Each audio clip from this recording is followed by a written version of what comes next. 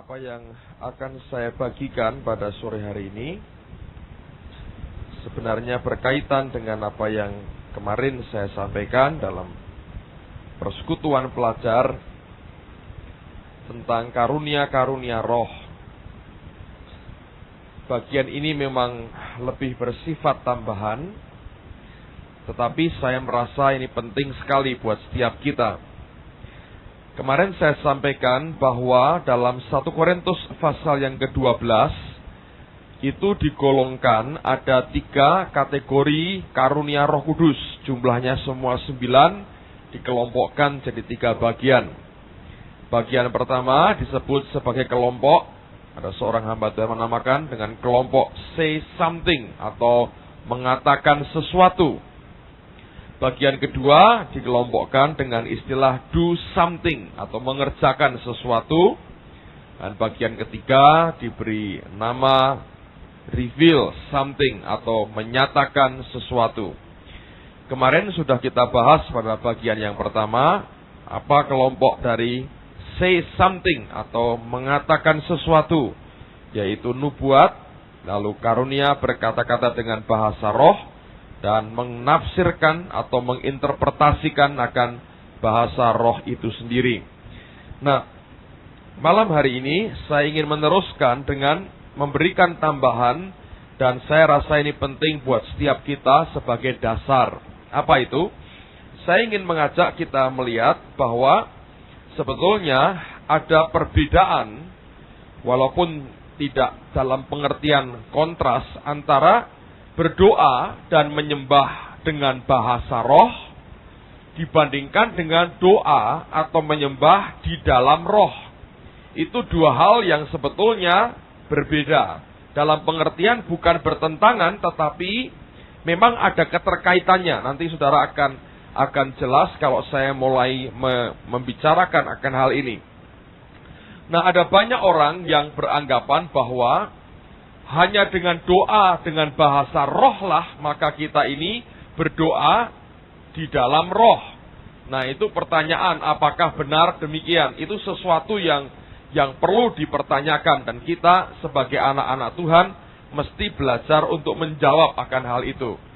Nah, saudara sekalian, saya ingin mencoba untuk memberikan pengertian yang mendasar atas setiap kita, apa yang sebetulnya Alkitab ini ajarkan buat kita, yaitu apa yang disebut dengan berdoa dan menyembah dengan bahasa roh, dan dalam pengertian yang lain ada perkataan menyembah Tuhan atau berdoa di dalam Roh Kudus. Nah, apa itu? Mari yang pertama kita melihat dalam 1 Korintus pasal yang ke-14, ayat yang ke-13 sampai dengan ayat yang ke-15. 1 Korintus pasal yang ke-14, 1 Korintus pasal yang ke-14, ayat yang ke-13 sampai dengan ayat yang ke-15. 1 Korintus pasal 14 mulai ayat yang ke-13. Saya bacakan, Anda perhatikan pada Alkitab saudara masing-masing.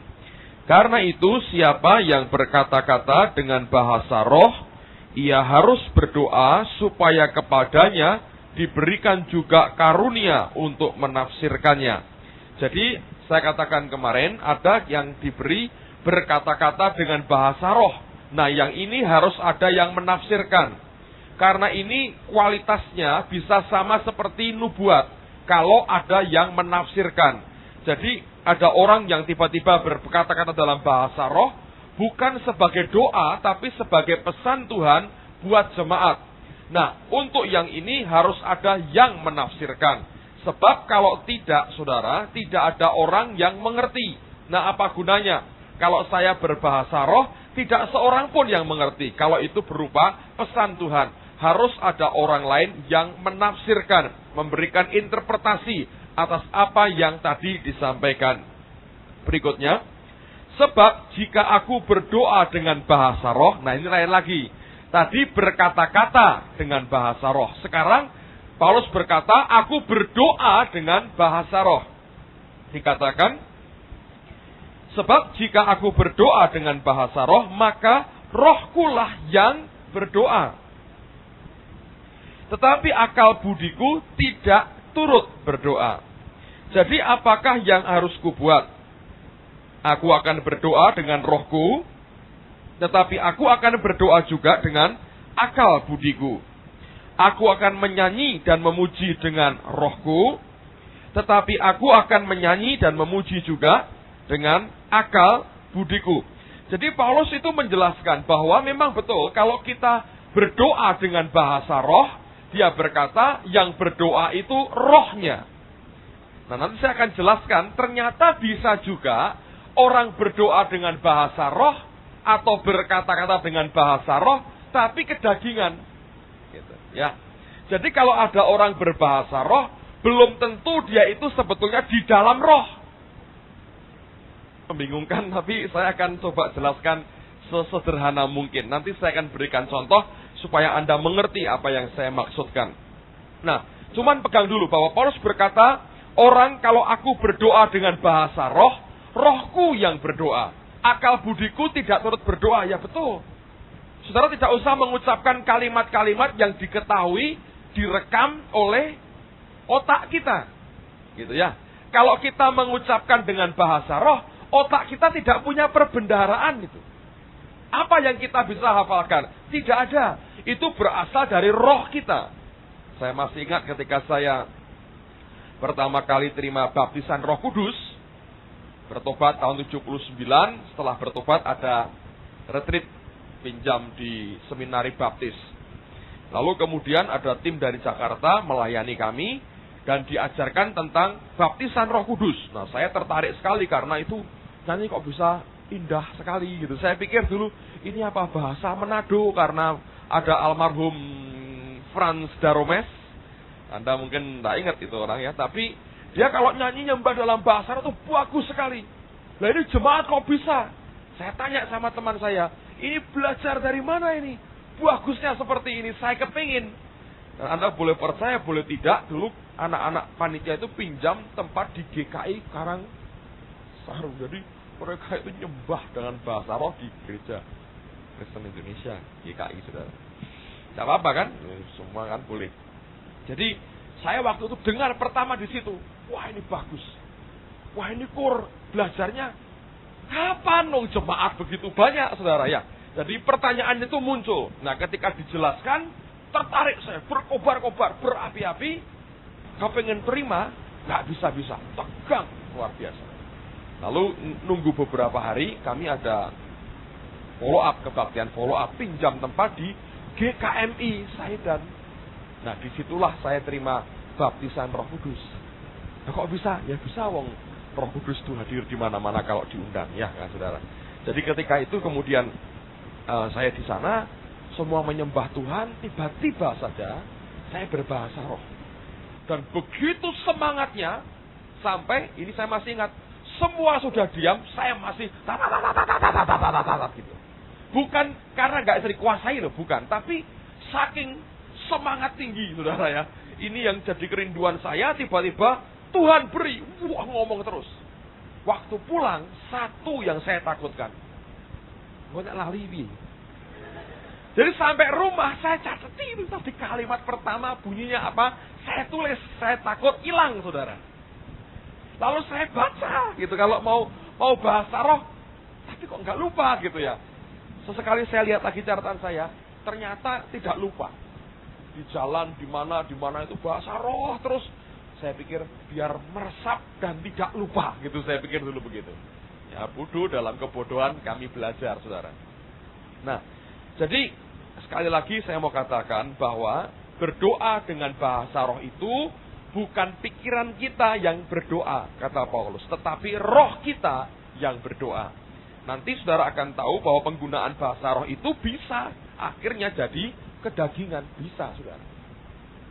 Nah, sekarang kita lihat, lalu apa yang dimaksud dengan berdoa menyembah di dalam Roh Kudus? Apa itu? Buka juga Yudas 20. Sebelum Wahyu ada surat Yudas, hanya satu pasal, jangan tanya pasal berapa. Tidak ada duanya, cuma satu, saudara. Ayat 20, Yudas 20. pasal pertama ayat yang ke-20. Akan tetapi kamu, saudara-saudaraku yang kekasih, bangunlah dirimu sendiri di atas dasar imanmu yang paling suci, dan berdoalah dalam Roh Kudus.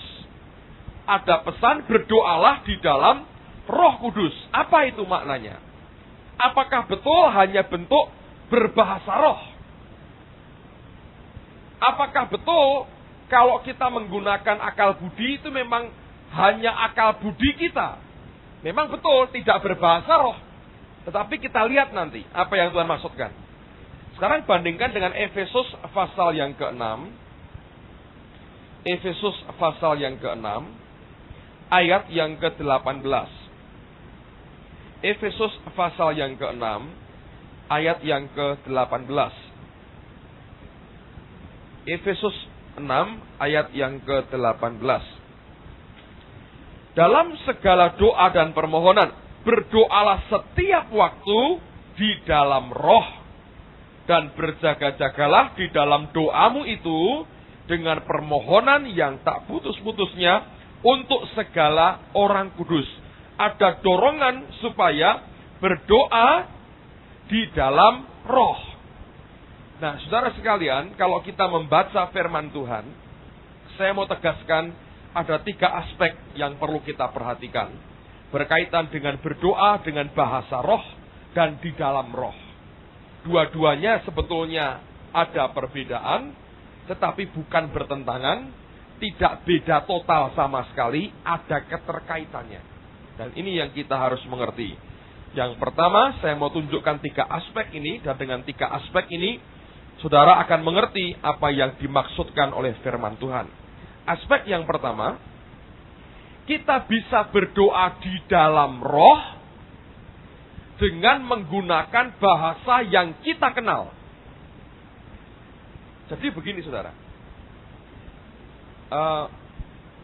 kita bisa berdoa dengan bahasa yang kita kenal, bahasa Indonesia, dengan akal budi kita. Bisa nggak? Oh bisa.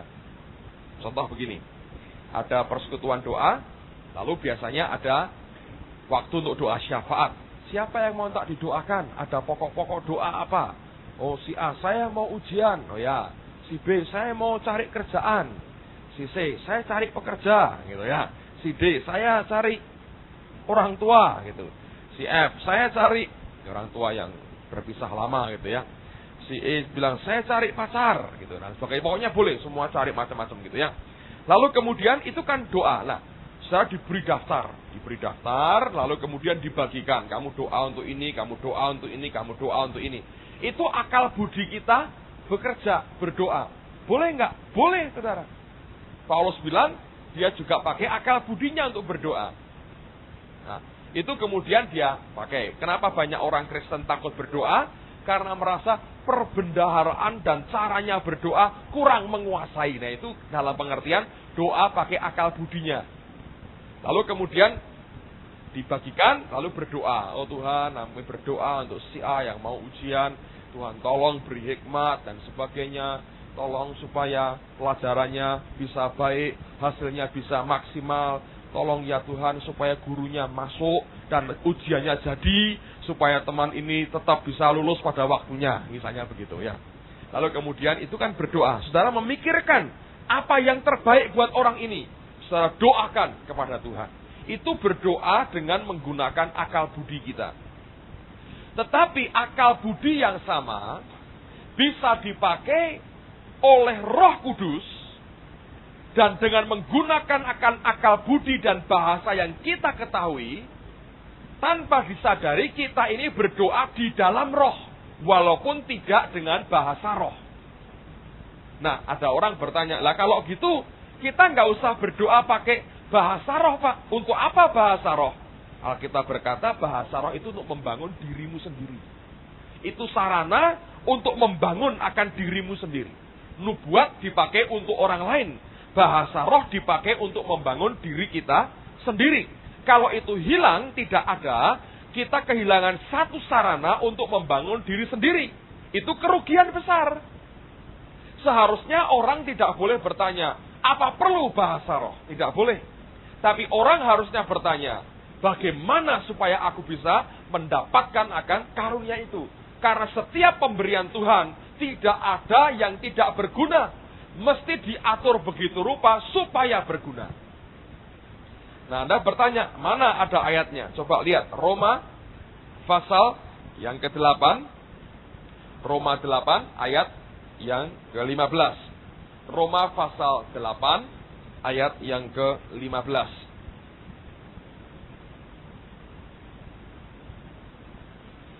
Alkitab berkata demikian, sebab kamu tidak menerima roh perbudakan yang membuat kamu menjadi takut lagi. Jadi kalau ada orang Kristen yang sering takut ini macam-macam, saudara. Takut tempat gelap, takut kucing, takut apa. Banyak sekali kan ada orang yang ketakutan. Ya, ada orang yang takut kucing, ada. Atau takut menghadapi masa depan. Pokoknya hidupnya itu ketakutan. Orang itu kena roh perbudakan sebetulnya. Nah, dikatakan, tetapi kamu telah menerima roh yang menjadikan kamu anak Allah. Oleh roh itu kita berseru, ya Aba, ya Bapa. Yang kedua, coba Anda perhatikan, buka lagi dalam Mazmur pasal yang ke-39. Seperti yang sudah saya bacakan kemarin. Mazmur pasal 39 ayat yang ke-4. Mazmur 39 ayat yang ke-4. Hatiku bergejolak dalam diriku, menyala seperti api. Ketika aku berkeluh kesah, aku berbicara dengan lidahku. Bahasa Inggrisnya berkata begini, ada sesuatu yang panas di dalam dan menyala, membakar seperti api yang membakar. Then speak I, baru kemudian aku berbicara, kata Daud. Anda mengerti bahwa itu perkataan dan doa dan keluhannya terjadi karena dorongan daripada roh Allah yang di dalamnya. Jadi saudara-saudara sekalian, ada orang yang berdoa di dalam roh, tidak menggunakan bahasa roh. Menyembah Tuhan di dalam roh, tapi tidak menggunakan bahasa roh. Itu ada, saudara. Dan itu sebetulnya level yang setiap anak Tuhan juga mesti miliki dan capai. Ambil contoh ya, saudara. Karena ini kaitannya nanti banyak dengan karunia yang lain, seperti iman dan sebagainya. Ada orang seperti Yesus lah ya. Ketika dia berdoa supaya Lazarus itu bangkit. Yesus berkata begini nih kasarnya nih. Sebetulnya nggak perlu berdoa. Dia tinggal perintahkan bangkit Lazarusnya. Tapi toh dia naikkan doa juga. Demi supaya orang lain percaya bahwa kuasanya itu dari Bapa di surga. Emang betul begitu. Jadi dia mengerti bahwa ada karunia iman, dorongan roh yang berkata, Lazarus bangkit. Bukankah dia sengaja untuk menunda kepulangannya ke Betania? Ketika dia menunda, dia tahu akan mati, tapi Roh Kudus berkata, kamu akan bangkitkan dia. Sehingga doanya kepada Bapa itu doa karena dorongan siapa? Roh Kudus.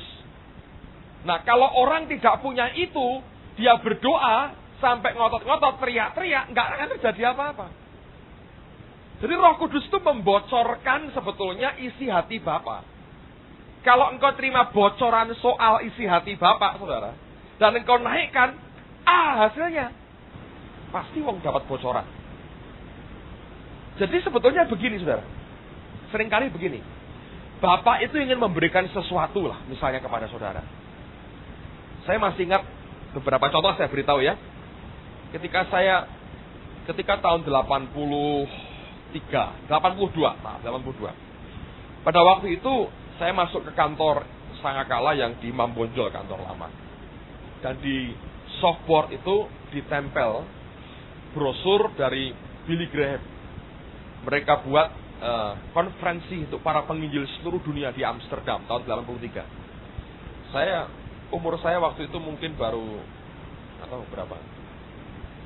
20 tahun, 20 tahun. Ya. Jadi masih kuliah baru sekali.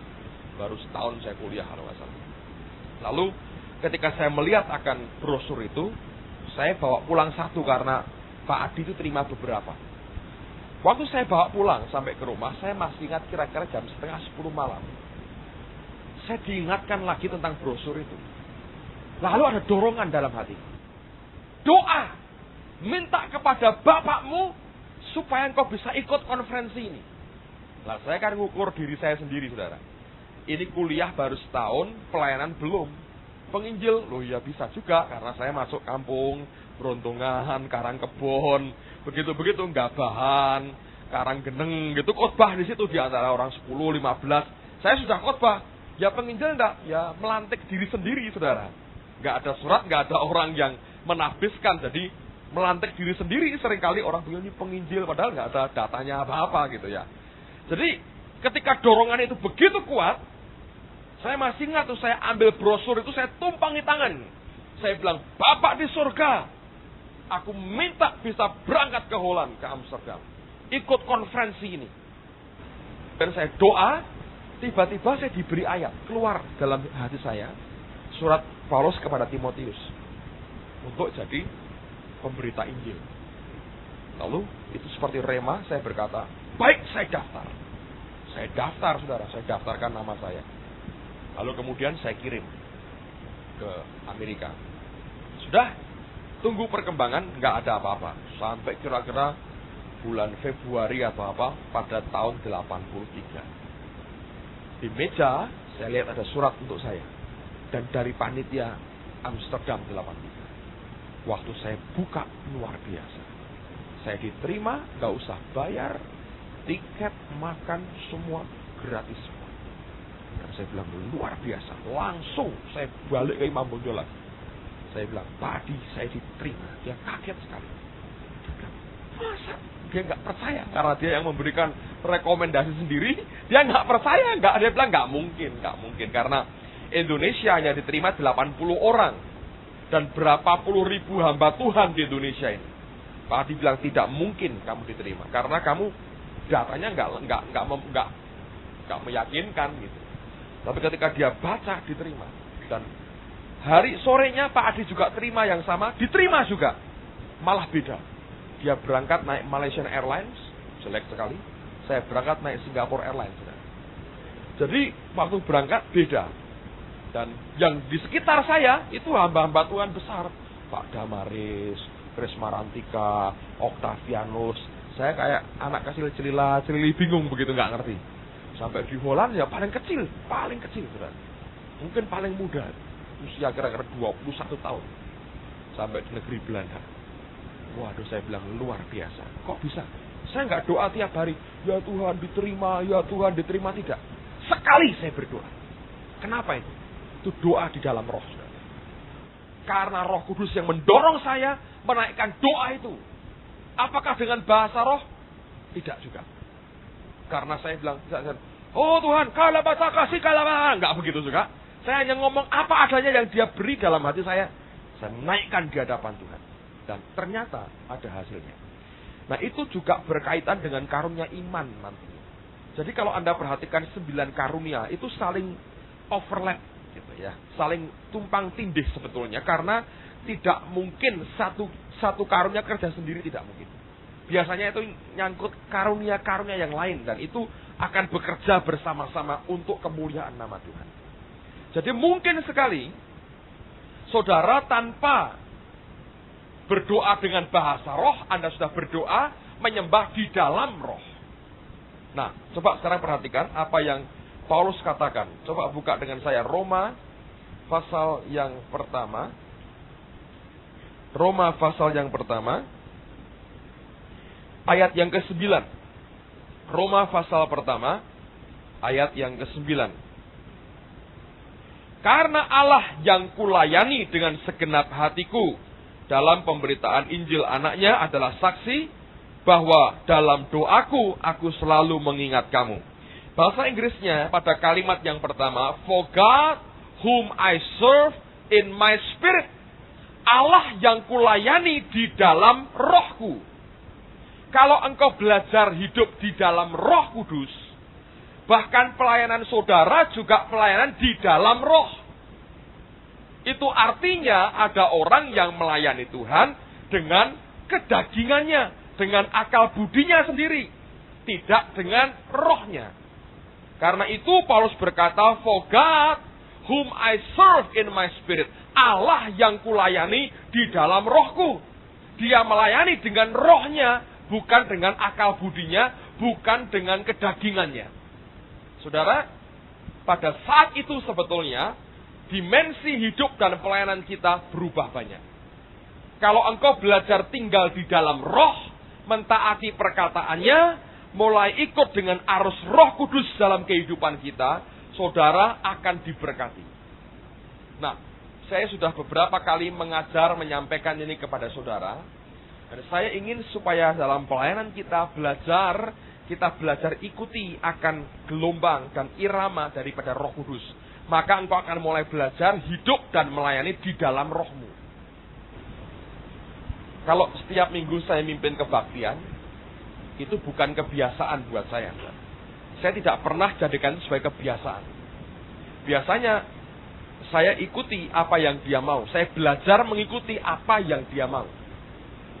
Dan saya kalau keliru, saya lebih baik terus terang berkata, saya ini belajar, saya buat kesalahan.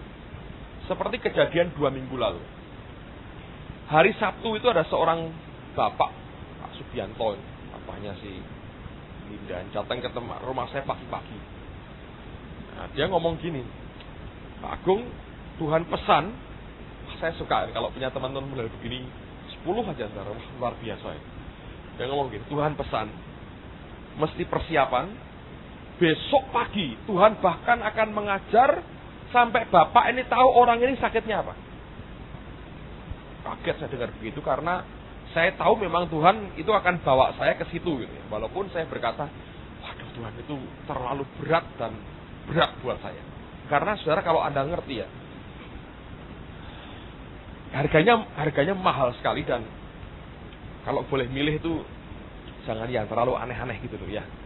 Lebih baik kanker sembuh, orang mati bangkit sekaligus tanpa ngerti apa-apa gitu, atau sembuh sendiri itu malah enak.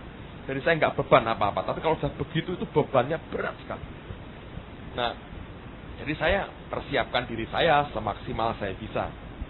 Kemudian ketika hari Minggu itu, betul, ketika menyembah Tuhan, dia bicara jelas sekali, diabetes di sini, dengar sekali.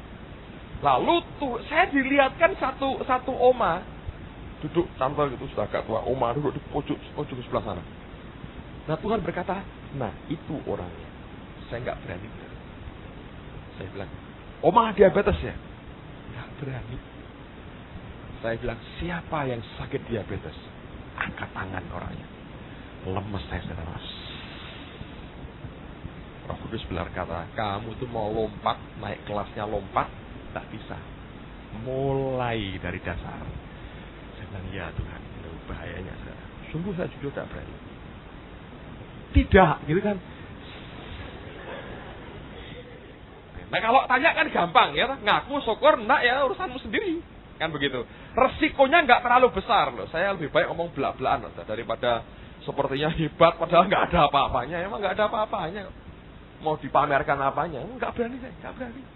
Pada waktu itu betul tidak berani. Nggak berani. Jadi memang bayarnya belum hebat, ya. Masih sedikit sekali. Jadi keberanian dari Tuhannya itu. Semua dicek dengan rohnya, semua dicek. Saya anjurkan nanti di rumah Anda baca ya Mazmur 77 dan 78. Besok saya akan sampaikan firman Tuhan itu. Itu luar biasa. Asaf ketika bergumul dia berkata, dan rohku itu mencari, rohnya yang jalan. Ya, bukan pikirannya yang jalan. Banyak orang ketika kena persoalan, pikirannya jalan. Kenapa ini dipikir di sini saudara? Nggak dicari di rohnya. Gitu. Nggak ketemu. Paling ketemunya apa? Engkau akan menyalahkan orang lain. Pasti itu. Kalau saudara kena persoalan, Anda cari di sini.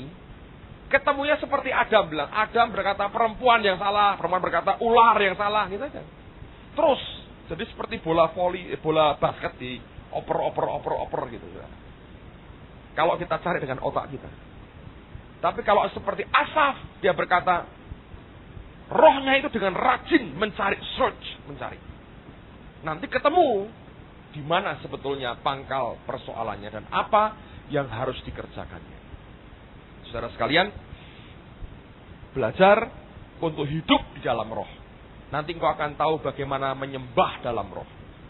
Mimpin pujian juga sama.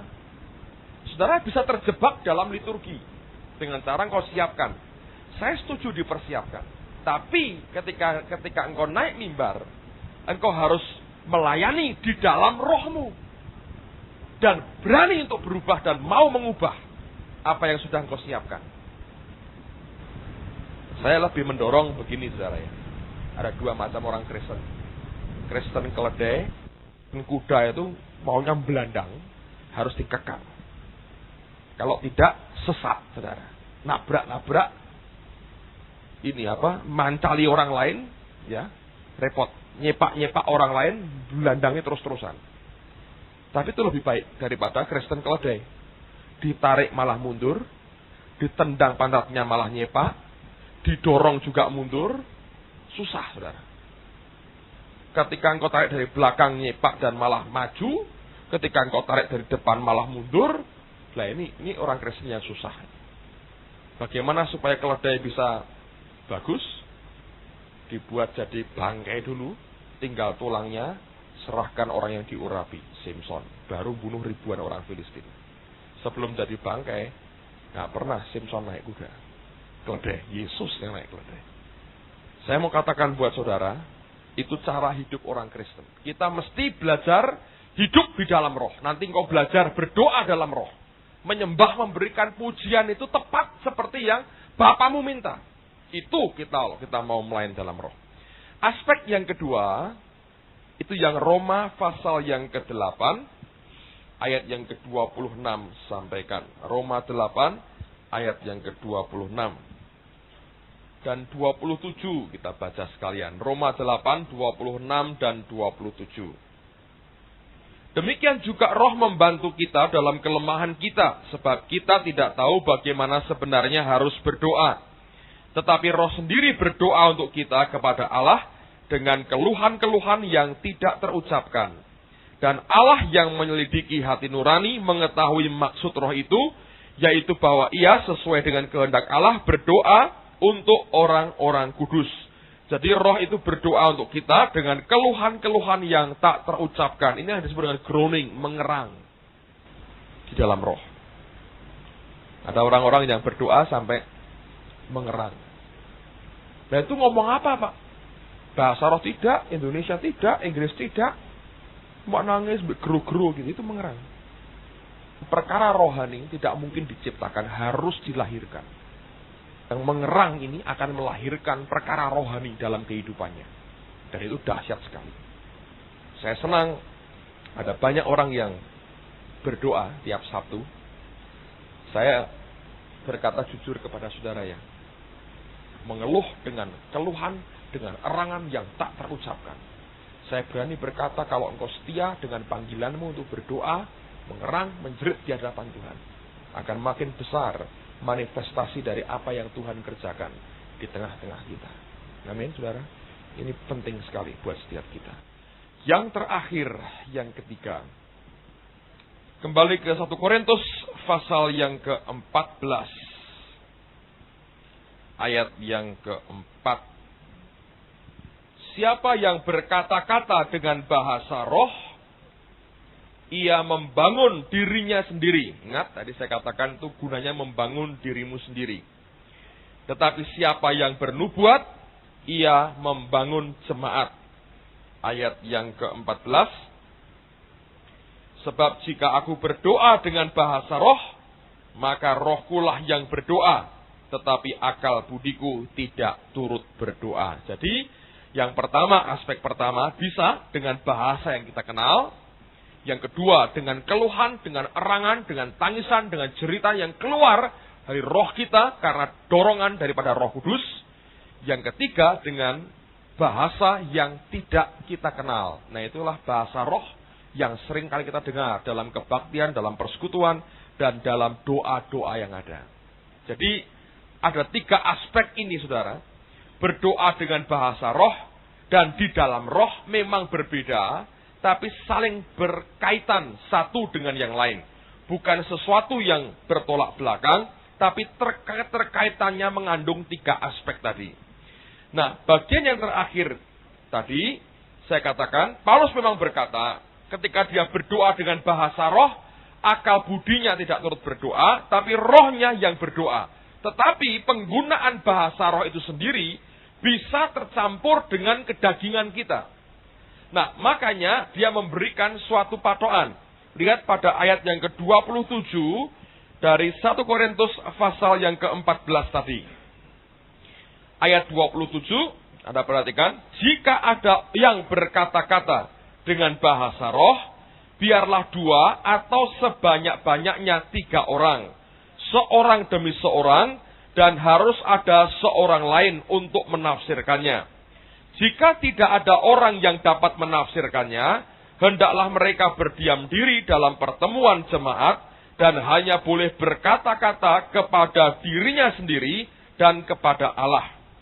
Tentang nabi-nabi, baiklah 2 atau 3 orang di antaranya berkata-kata, dan yang lain menanggapi apa yang mereka katakan. Tetapi jika seorang lain yang duduk di situ mendapat penyataan, maka yang pertama itu harus berdiam diri.